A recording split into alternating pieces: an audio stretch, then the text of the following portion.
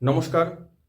Astro research চ্যানেলে আপনাদের প্রিয় জ্যোতিষী শ্রী সিদ্ধার্থ আবারও উপস্থিত হয়েছি আজকে নতুন একটি বিষয়, নতুন একটি চমক নিয়ে আপনাদের সাথে খোলাখুলি সামনাসামনি আলোচনা করার জন্য। আহ, আপনারা জানেন যে আমি বিগত কয়েকদিন ধরে 2025 সাল বিভিন্ন রাশি লগ্ন, মেষ রাশি থেকে শুরু করে মীন রাশি পর্যন্ত বিভিন্ন লগ্ন রাশি মানুষজনের জন্য কেমন যাবে তাই নিয়ে আলোচনা আমি শুরু করেছি এবং আমি গোটা কয়েক এপিসোড করা হয়ে গিয়েছে। তো আমি অ্যাকচুয়ালি আপনারা জানেন যে আমি যেহেতু মান্ডেন অ্যাস্ট্রোলজি নিয়ে আমি রীতিমতো আমি পড়াশোনা শুধু নয় গবেষণা করছি এবং দীর্ঘদিন এই নিয়ে আমার রিসার্চ একটা চলছে। তো সুতরাং রাশি, লগ্ন এবং বিভিন্ন মানুষের সম্পর্কে বিভিন্ন যোগ, ম্যালিফিক যোগ বা বিভিন্ন শুভ যোগ নিয়ে আলোচনার পাশাপাশি আমি কিন্তু মান্ডেন বা পার্থিব জ্যোতিষ, যাকে মেদিনী জ্যোতিষ বলা হয়, তাই নিয়ে কিন্তু আমার কাজকর্ম কিন্তু আমি চালিয়ে যাচ্ছি। তো এইবার আমার আপনাদের বলি, আমি বাংলাদেশ নিয়ে বিগত এপিসোডে আমি কিন্তু বাংলাদেশ নিয়ে একটি আপনাদের সামনে উপস্থাপনা করেছি যে বাংলাদেশের সর্বনাশ এবং ভারতবর্ষের জয়লাভ নিয়ে বাংলাদেশে আমি কিন্তু মান্ডেন অ্যাস্ট্রোলজি ওয়াইজ যা পেয়েছি সেটা আপনাদের সামনে তুলে ধরেছি। তো আমি অ্যাকচুয়ালি কিছু আমার কাজ চলছে যে ভারতবর্ষের বিভিন্ন প্রতিবেশী রাষ্ট্রর সাথে ভারতবর্ষের সম্পর্ক কি হতে চলেছে আগামী দিনে 2025, 26, 27 হোয়াটসঅ্যাপার ইত্যাদি। তো সেইখানে আমার পাকিস্তান নিয়ে আমার কিছু কাজ চলছিল এবং সেখানে আমি বেশ কিছু আমার তথ্য, চমকপ্রদ তথ্য আপনাদের জন্য আমি কালেক্ট করেছি। আমার হাতে কিছু চমকপ্রদ তথ্য এসেছে। তো আমি ভাবলাম যে আপনাদের সঙ্গে, আপনাদের সামনে সেই ভারতের প্রতিবেশী রাষ্ট্র পাকিস্তান নিয়ে কিছু চমকপ্রদ তথ্য যা আমি পেয়েছি তা আপনাদের সাথে শেয়ার করি। তো সেই জন্য আজকে আমি একটি গোটা এপিসোড আপনাদের থেকে চেয়ে নিয়েছি এবং পাকিস্তান নিয়ে আমার গবেষণা যা আমি পেয়েছি তা আপনাদের সাথে কিন্তু আমি শেয়ার করছি। আমি এটুকু কথা দিচ্ছি, এই এপিসোডে যা আপনাদের তথ্য দেবো তা অসম্ভব চমকপ্রদ, প্রত্যেকেরই পছন্দ হবে এবং প্রত্যেকেই এটা ভালো লাগবে। তাই সকলকে অনুরোধ, ভিডিওটি আপনারা শুরু থেকে শেষ অবধি অবশ্যই দেখবেন। কথা দিচ্ছি বেশি সময় নেব না, কিন্তু অবশ্য দেখবেন। আজকের এপিসোডের বিষয় হচ্ছে পাকিস্তানের কি খেলা শেষ হতে চলেছে। এই হলো আমার এপিসোডের মূল বক্তব্য, আমার বিষয়বস্তু। আর শুরুতে আপনাদের আরেকবার আমি বলে রাখি, যারা আমার চ্যানেলের নিয়মিত দর্শক এবং শ্রোতা তাদের মধ্যে যারা এখনো পর্যন্ত আমার চ্যানেলটি সাবস্ক্রাইব করে ওঠেননি, অবশ্য করে সাবস্ক্রাইব বাটনটি প্রেস করে পাশের বেল আইকনটি কিন্তু আপনারা সিলেক্ট করে নেবেন এবং যাতে আপনাদের কাছে নোটিফিকেশনগুলো কিন্তু পৌঁছে যায়। এবং আপনাদের কাছে অনুরোধ থাকবে লাইক কমেন্ট করার সাথে সাথে আপনাদের প্রিয় বা পরিচিত বন্ধু বান্ধব মানুষজনের মধ্যে কিন্তু চমকপ্রদ বা ভালো ভিডিওগুলো কিন্তু অবশ্যই শেয়ারও করবেন। তো চলুন শুরু করা যাক আজকে আমাদের আলোচনা, যে পাকিস্তান কি শেষ হতে চলেছে, এই আমার বিষয়বস্তু। দেখুন, আপনাদের সামনে শুরুতেই আমি জানিয়ে দিই প্রথম হেডলাইন, যে পাকিস্তানের সিচুয়েশন আমার পাওয়া তথ্য ওয়াইজ কিন্তু বাংলাদেশের চেয়েও আরও বেশি খারাপ হতে চলেছে। এবং আপনাদের এটুকু বলে রাখি, 2025 সাল প্রবেশ করতে করতে পাকিস্তানের পরিস্থিতি খুবই জটিল এবং খুবই সংকটজনক কিন্তু হতে চলেছে। আপনারা কিছু সাম্প্রতিক ঘটনা হয়তো নজর করতে পারছেন, আমি সেই নিয়ে ধীরে ধীরে আমি ডিটেলে আসছি, তাতে আপনারা কিছু হয়তো অনুমান পাবেন। আমি এবার ডিটেলিংয়ে ঢুকছি।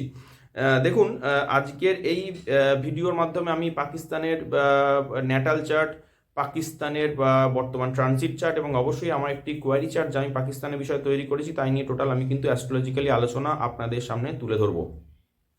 বন্ধুগণ, আগামী কয়েক মাস পাকিস্তানের জন্য কিন্তু খুবই ডেঞ্জারাস বা বিপজ্জনক একটু সময় কিন্তু আসতে চলেছে।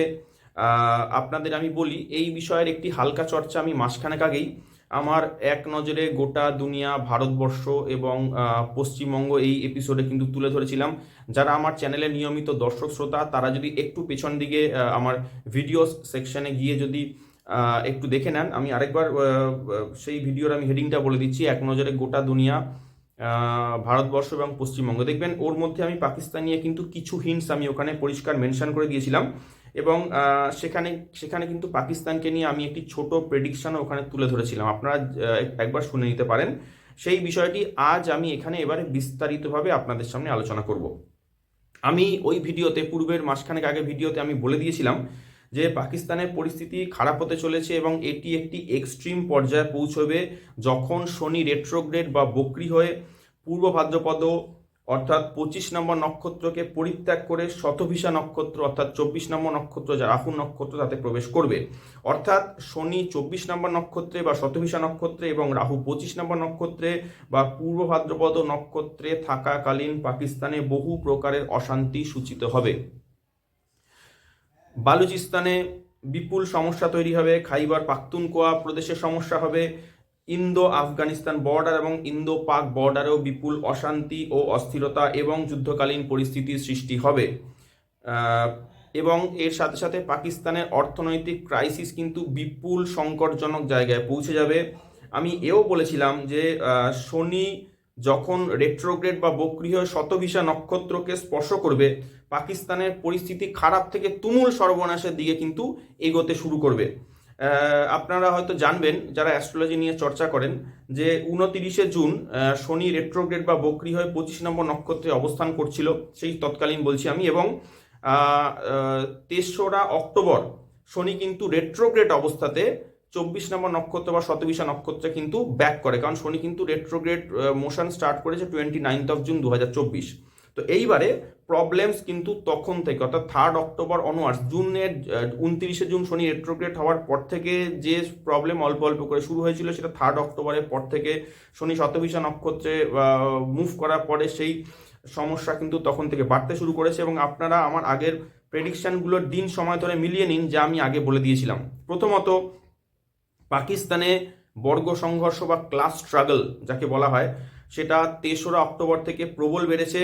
এখানে ক্লাস স্ট্রাগল বা বর্গ সংঘর্ষ বলতে মূলত ধর্মীয় সংঘর্ষ বোঝায়, আর সেটা ইতিমধ্যেই চলছে, আপনারা জানেন। আমি তাও একবার মেনশন করছি, শিয়া সুন্নি সম্প্রদায়ের মধ্যে চলছে। এছাড়া শিয়া বনাম কাদিয়ানি সম্প্রদায়, শিয়া বনাম আহমদিয়া সম্প্রদায়, শিয়া বনাম বরেলভি সম্প্রদায়, শিয়া বনাম দেওবন্দি সম্প্রদায়, শিয়া বনাম আহল হাদিস সম্প্রদায়, এরকম বহু প্রকারের ধর্মীয় ক্ষেত্রজ সংঘর্ষ কিন্তু চলতে থাকবে এবং ক্রমশ বাড়বে। দ্বিতীয়ত, আমি অ্যাস্ট্রোলজিক্যালি যা পাচ্ছি তা হলো যে পাকিস্তানের আভ্যন্তরীণ ডিফারেন্ট মানে ডিফারেন্ট স্টেটস অফ পাকিস্তান, তাদের নিজেদের মধ্যে সম্পর্ক তা কিন্তু বর্তমানে বিগত কয়েক মাস ধরে কিন্তু একেবারেই ভালো নয়, এবং এই সম্পর্ক আরও তলানির দিকে কিন্তু ক্রমশ এগোতে থাকবে।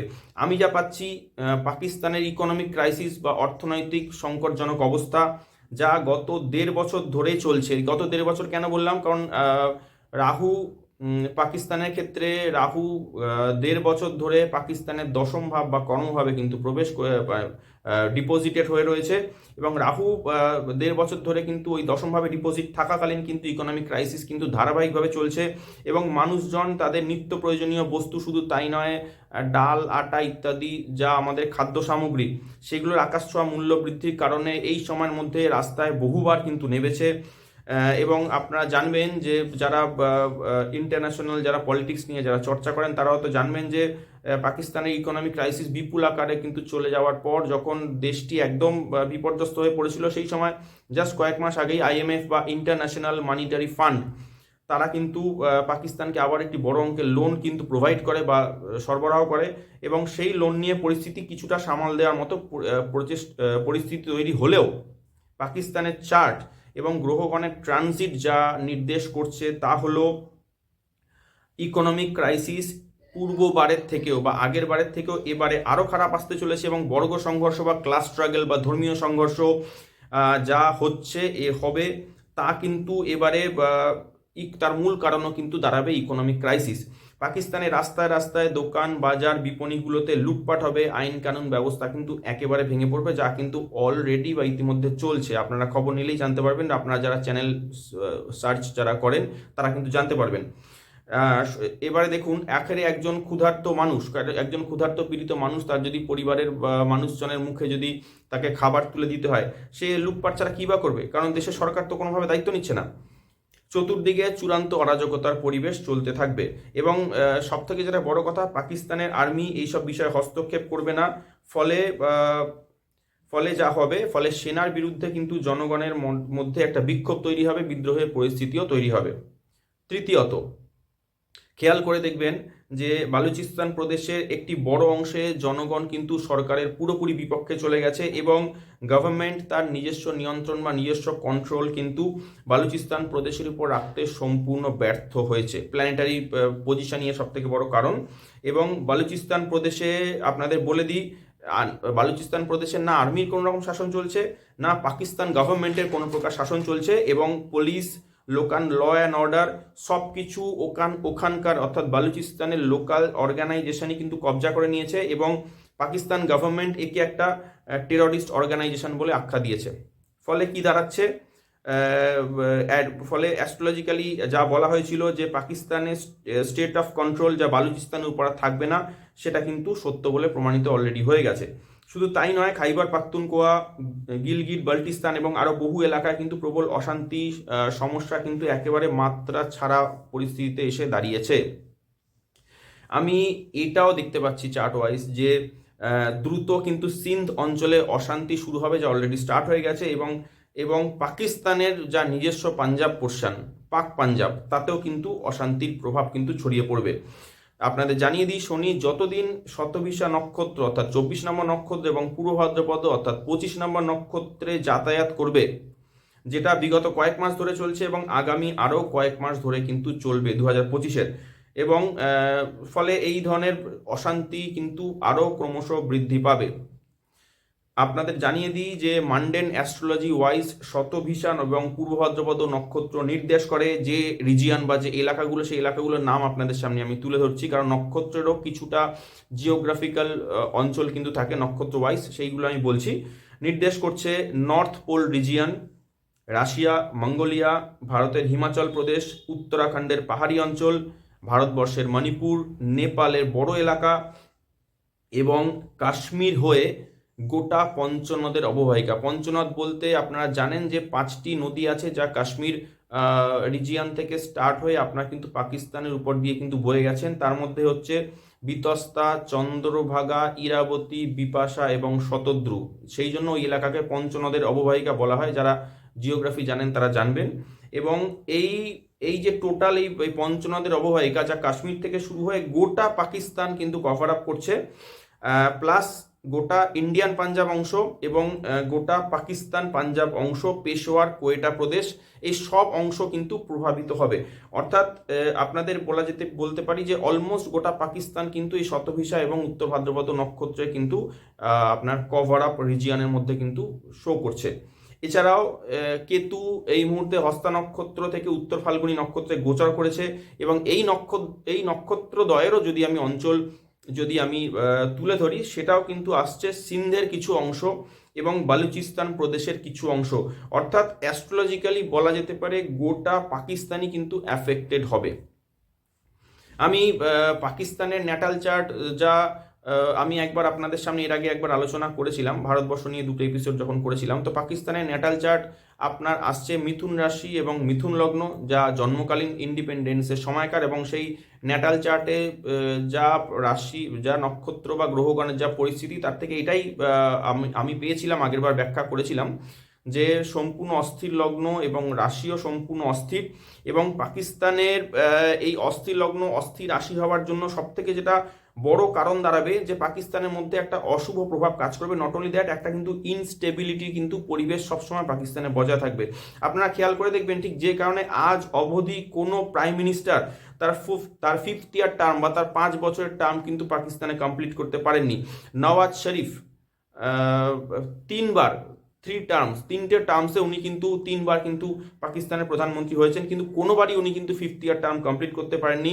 ইভেন আপনি লাস্ট গভর্নমেন্ট, এর আগে যা গেছে ইমরান খানের গভর্নমেন্টও অলরেডি করাপ্টেড, মানে করাপশনে ধরা পড়ে এখন ইমরান খানকে তো আপনি জানেন তো লক আপে রয়েছে, তার এগেনস্টে অনেক কিছু চার্জেস চলছে। এবং এবং এবং পাকিস্তানের বর্তমান প্ল্যানেটারি এবং ভবিষ্যতে প্ল্যানেটারি পজিশনও কিন্তু নির্দেশ করছে পাকিস্তান কিন্তু আগামী দিনে ভেঙে টুকরো টুকরো হবে। আমি সেই নিয়ে আলোচনায় আসছি। তো এর সাথে সাথে আমি যেটা আপনাদের সামনে একটু তুলে ধরতে চাইছি ছোট করে, সেটা তারপরে আমি চলে আসবো অন্যান্য কনক্লুশন এবং ভারতের সাথে পাকিস্তান কি করতে চলেছে, যুদ্ধকালীন কি পরিস্থিতি তৈরি হয়েছে, সব আমি আলোচনা করছি, একটু ধৈর্য ধরে শুনবেন। পাকিস্তানের কোয়ারি চার্টও আমি এর সাথে প্যারালালি তৈরি করেছি, কারণ কোয়ারি চার্ট ওয়াইজ কিন্তু আমার বর্তমান অ্যাবসলিউটলি কিন্তু প্ল্যানেটারি কন্ডিশনস এবং আগামী ভবিষ্যৎটা কিন্তু পরিষ্কার নির্দেশ করে। তো সেই কোয়ারি চার্ট আমি যা পেয়েছি সেখানে দক্ষিণ ভারতীয় রীতির জামাকুল চার্ট ওয়াইজ সব থেকে গুরুত্বপূর্ণ যে ভাব তা হলো দশম ভাব, যে দশম ভাবের সম্পর্ক রয়েছে বুধের সাথে। এছাড়া পাকিস্তানের ওই কোয়ারি চার্টের লগ্নে মঙ্গল এবং কেতু সংযোগ, সপ্তম ভাবে রাহু শনির যুতি, চতুর্থ ভাব বা সুখস্থানে রাহুর সাথে সংযোগ দেখা যাচ্ছে, একাদশ ভাবে আরূঢ় লগ্ন পড়েছে এবং যেখানে বৃহস্পতি বা বৃহস্পতি এক্সল্টেড বা উচ্চস্থ অবস্থায় রয়েছে। বন্ধুগণ, আমি জানিয়ে দিতে চাইছি লগ্নে মঙ্গল এবং কেতু অর্থাৎ ভায়োলেন্স বা সন্ত্রাস, আর্মি, পুলিশ, টেররিজম স্পষ্ট কিন্তু নির্দেশ করছে গোটা পাকিস্তান জুড়ে। কাফিপুর পোর্শন পড়ছে দশমভাবে, সরকার এবং সরকারি সিস্টেম সম্পূর্ণ কিন্তু বিপর্যস্ত হয়ে পড়বে পাকিস্তান। বুধ দশমভাবে কাফিপুর সাথে অর্থাৎ ট্রেড এবং কমার্স অর্থাৎ ব্যবসা বাণিজ্য সম্পূর্ণরূপে ধ্বংস হয়ে যাবে। অষ্টমভাবে শুক্রের অবস্থান, অর্থনৈতিক বিপুল টানাপোড়েন কিন্তু চলবে। এছাড়াও বুধের সাথে আপনার দশমভাবে কাফিপুর সম্পর্ক নির্দেশ করছে। ফলে আপনাদের আমি বলে দিতে চাইছি বাংলাদেশে যেরকমভাবে গোটা অগাস্ট মাস জুড়ে আপনার ইয়াং পিপল বা তরুণ সম্প্রদায় রাস্তায় নেমে বিক্ষোভ আন্দোলন করেছে, এমনকি পূর্ববর্তী গভর্নমেন্টকে টেনে নামিয়ে তারা নতুন ইন্টারিম গভর্নমেন্ট বা অন্তর্বর্তী সরকার যেরকম তৈরি করেছে, পাকিস্তানেও একই পরিস্থিতি কিন্তু ঘটতে চলেছে। বুধ জেনারেলি তরুণ সম্প্রদায় বা ইয়াং জেনারেশনকে নির্দেশ করে এবং প্লাস ব্যবসা বাণিজ্য নির্দেশ করে। সপ্তমে রাহু শনির জাংশন খুবই বিপজ্জনক। শুধু তাই নয়, এটা নির্দেশ করছে যে পাকিস্তানের যারা শত্রু তারা পাকিস্তানকে কিন্তু বিপুল বিপদে ফেলবে। হঠাৎ করে দেখা যাবে যে আচমকা দেশে এক প্রকার যুদ্ধকালীন পরিস্থিতি তৈরি হবে। বিশেষত দেশের উত্তর পশ্চিম অংশ আপনারা জানেন যে রাহু এবং শনির যে জাংশন সেটা কিন্তু দেশের মোটামুটি সাউথ থেকে সাউথ ওয়েস্ট রিজিয়ান নির্দেশ করে, কিন্তু নক্ষত্র ধরে কিন্তু আমি উত্তর পশ্চিম বা নর্থ ওয়েস্ট রিজিয়ানটা কিন্তু পাচ্ছি। তো সুতরাং নর্থ ওয়েস্ট বা উত্তর পশ্চিম রিজিয়ানটা টোটালি কিন্তু যুদ্ধকালীন একটা পরিস্থিতিতে কিন্তু জড়িয়ে পড়বে। আপনি দেখুন, খেয়াল করে দেখুন যে তালিবানের আক্রমণ, যা তালিবান পাকিস্তানের উপর যে অ্যাটাক করেছে সেটা কিন্তু উত্তর পশ্চিম বরাবর কিন্তু শুরু হয়েছে এবং জাস্ট দুদিন আগেই বহু পাকিস্তানি সোলজার কিন্তু নিহত হয়েছে। এবং যারা খবর যারা শোনেন, যারা চ্যানেল কিন্তু যারা আপডেট থাকেন তারা কিন্তু জানবেন 15,000-এর উপর তালিবান সেনা কিন্তু আপনার খাইবার বাল্টিস্তান প্রদেশ, খাইবার পাখতুনখোয়া ইত্যাদি অঞ্চল দিয়ে কিন্তু ওরা কিন্তু ওপাশ থেকে অ্যাটাক করছে এবং ওই অঞ্চলগুলো কিন্তু ওরা কভার আপ করে পাকিস্তানে ঢুকতে চাইছে। যাই হোক, এছাড়াও আপনাদের জানিয়ে দিই যে বালুচিস্তান প্রদেশে গত আগস্ট মাসেও বিরাট আক্রমণ এসেছিল এবং সেই সময় তো প্রায় 100-রও বেশি পাক আর্মি কিন্তু নিহত হয়েছিল। অর্থাৎ আপনাদের আরেকবার মেনশন করছি, তার কারণটা হচ্ছে শনির শতভিসা এবং পূর্ব ভাদ্রপদ নক্ষত্রে বারংবার যাতায়াত এই সর্বনাশটা কিন্তু বয়ে আনছে। প্লাস কোয়ারি চার্টে যে চার্ট আমি আপনাদের সামনে আলোচনা করছি, সেই কোয়ারি চার্টের ম্যালিফিক ইম্প্যাক্টও কিন্তু ভয়াবহতা বহুগুণে বাড়িয়ে তুলেছে। এবার চলে আসছি অন্যান্য আলোচনায়। বালুচিস্তান এবং সিন্ধ অঞ্চল একেবারে বিপদের উপর দাঁড়িয়ে রয়েছে। আমি যা পাচ্ছি যে খাইবার পাখতুনখোয়া, গিলগিট বাল্টিস্তান এবং পিওকে অঞ্চলে সমস্যা ইতিমধ্যেই প্রবল আকার ধারণ করেছে। প্লাস পাকিস্তান পাঞ্জাব অঞ্চলেও সমস্যা চলবে। জামাকল চার্টে রাহু সুখস্থানে বা চতুর্থভাবে কিন্তু বসে রয়েছে, ফলে পাক জনতার জন্য এটা ভালো সময় নয়। বৃহস্পতি একাদশভাবে আরূঢ় লগ্নে উচ্চস্থ, কিন্তু বৃহস্পতির নিজ যেটা দুটি ঘর, একটি হচ্ছে ধনু এবং মীন, সেই ধনু এবং মীনের জন্য বৃহস্পতির এই পজিশন কিন্তু ভালো নয়। কারণ হচ্ছে, ব্যাখ্যা করছি, কারণ বৃহস্পতির একটি হাউস যা হচ্ছে ধনু, সেখানে রাহুর অবস্থান, রাহু সেখানে ডিপোজিট আছে এবং মীন রাশিতে অর্থাৎ সপ্তমভাবে কিন্তু শনি রাহুর একটা জাংশন কিন্তু কাজ করছে। ফলে একাদশভাবে উচ্চস্থ বা এক্সল্টেড বৃহস্পতি পাক জনতার মধ্যে ধার্মিক উন্মাদনা বৃদ্ধি করবে। ফলে নিজ ধর্মের লোকজন পরস্পর মারামারি কাটাকাটির মধ্যে কিন্তু জড়িয়ে পড়বে। অলরেডি গোটা পাকিস্তান জুড়ে আপনারা যারা জানেন বিগত কয়েক মাস ধরে কিন্তু আপনার বেশ কিছু প্রকারের কিন্তু সিরিয়াল কিলিং, শুধু তাই নয়, ওদের ওখানকার মাদ্রাসা, মসজিদ এবং বড় বড় আপনার বাজার মল এলাকাতে কিন্তু বেশ কয়েকটি কিন্তু আত্মঘাতী বোমা হামলা কিন্তু হয়েছে এবং তাতে কিন্তু বহু মানুষ কিন্তু নিহত হচ্ছে। গাড়ি বোমা বিস্ফোরণ, আত্মঘাতী বোমা হামলা ইত্যাদি কিন্তু বেশ কিছু হয়েছে, আপনারা জানেন। সব থেকে যেটা খারাপ অবস্থা সেটা হচ্ছে লগ্নভাবের, কারণ লগ্ন লর্ড বুধ দ্বাদশভাবে খুবই পীড়িত অবস্থায় বসে রয়েছে। পাকিস্তানের যা পাকিস্তানের মধ্যে যা অশান্তি, অন্তর্দ্বন্দ্ব, গৃহযুদ্ধ, বিপর্যস্ত অর্থনৈতিক পরিস্থিতি, বিক্ষুব্ধ জনতা, ধার্মিক উন্মাদনা, বহির্শত্রু ও প্রতিবেশী দ্বারা আক্রমণ এবং দেশে যুদ্ধকালীন পরিস্থিতি, এই সব যা যা ঘটছে এর পেছনে বিদেশি শক্তির হস্তক্ষেপ কিন্তু পরিষ্কার নির্দেশ করছে। আপনারা জানেন যে মোটামুটিভাবে ইউএসএ ইউএসএ এবং চায়না, তার সাথে সাথে মিডিল ইস্টের কিছু অংশ কিন্তু এরা এই আপনার এই সাউথ ইস্ট এশিয়া অর্থাৎ ভারতবর্ষ সহ পাকিস্তান, বাংলাদেশ, এই কয়েকটা দেশের মধ্যে কিন্তু একটা অস্থিরতা তৈরি করার কিন্তু চেষ্টা দীর্ঘদিন ধরেই চালাচ্ছে এবং সেটা মোটামুটিভাবে এরা ফাংশনাবেল হয়েছে। আমি শনি মঙ্গল স্বরাষ্ট্র পর্বে আপনাদের আলোচনা করেছিলাম যে অক্টোবর অক্টোবর অনওয়ার্ডস যখন শনি মঙ্গলের মধ্যে স্বরাষ্ট্রক জুতি তৈরি হবে, বিশেষ করে আপনার 26শে অক্টোবর থেকে প্রবল হবে এবং সেই জুতির মধ্যে মঙ্গল যখন রেট্রোগ্রেড হবে অর্থাৎ 6 ডিসেম্বর অনওয়ার্ডস, তখন এটা চরমে পৌঁছবে। আপনারা জানেন যে 6 ডিসেম্বর অনওয়ার্ডস কিন্তু সিরিয়ার পতন হওয়া এবং তার সাথে সাথে আমি আফ্রিকার বিভিন্ন প্রদেশে মহামারী আউটব্রেক হওয়া, ইসরায়েলের নতুন করে আপনার সিরিয়ার বিভিন্ন অঞ্চল, দামাস্কাস ইত্যাদি অংশে কিন্তু যুদ্ধ বাড়িয়ে তোলা, সিরিয়ার কর্তৃক আপনার একটু ভুল বললাম, ইসরায়েল কর্তৃক সিরিয়ার উপর কিন্তু অ্যাটমিক এক্সপ্লোশন পর্যন্ত কিন্তু ঘটানো হয়েছে। এই সমস্ত খবর কিন্তু আসছে এবং আপনারা দেখবেন এটা কিন্তু আগামী দিনে ধারাবাহিক চলবে। অন্ততপক্ষে আপনাদের জানিয়ে দিই, বিশ্বজুড়ে যুদ্ধকালীন পরিস্থিতি কিন্তু অন্ততপক্ষে মিনিমাম আগামী জুন মাসের মিডল অবধি কিন্তু নন স্টপ চলতে কিন্তু থাকবে। যাকে আমি পাকিস্তান নিয়ে আলোচনায় আবার ফিরে আসছি।